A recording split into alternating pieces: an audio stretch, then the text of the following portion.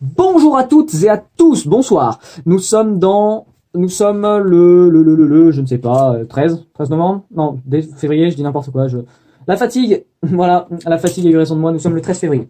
Je sais, je parle très vite. Parce que j'ai pas mal de choses à raconter sur la journée et j'ai peu de temps puisque j'ai encore du travail. Donc, la journée d'aujourd'hui, des maths, de la physique tout d'abord. Journal de bord 98, je l'ai précisé, non? Pas encore? Je le précise.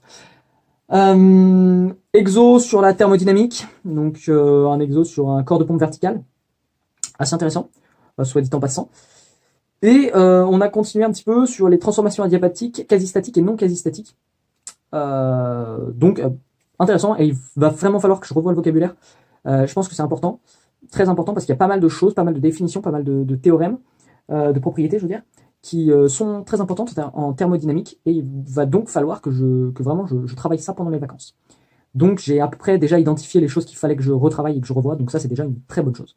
En maths, on a démontré des théorèmes, pas mal de théorèmes plus, et puis on a ensuite parlé de la notion de dimension. Qu'est-ce qu'une dimension? C'est tout simplement le cardinal de l'ensemble.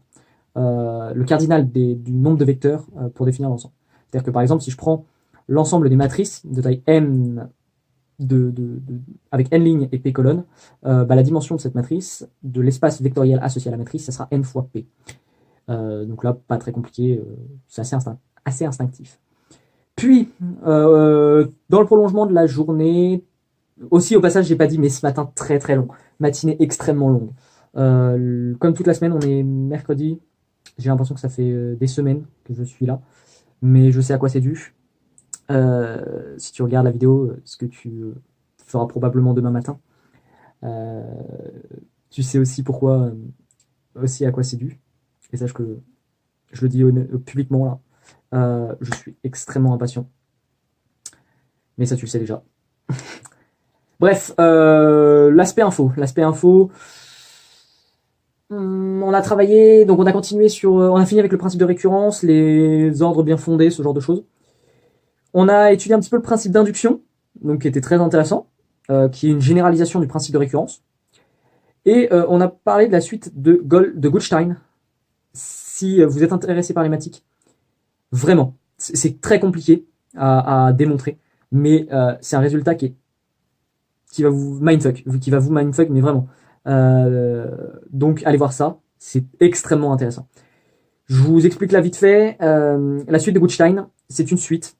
C'est un petit peu le l'hydre de l'herbe, c'est-à-dire couper une tête, il en repousse deux.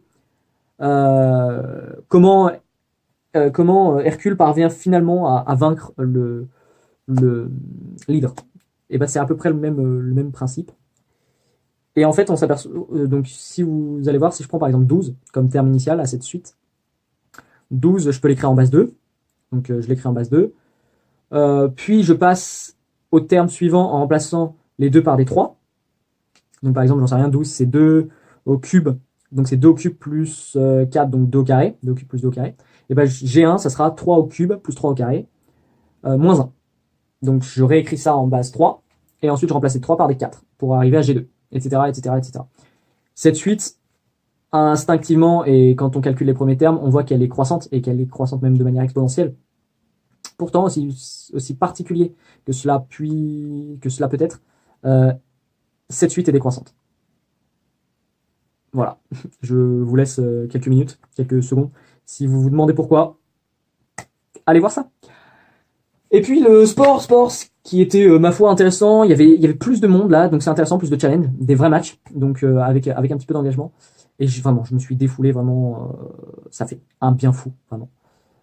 J'ai répété vraiment 4 fois dans la même phrase.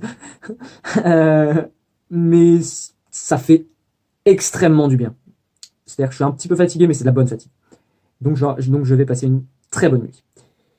Et je serai en forme pour demain, puisqu'il y a le petit DS d'info. C'est tout pour ce journal de bord. On se retrouve bien évidemment demain pour le 99e épisode. D'ici là, restez curieux. Amusez-vous. À demain.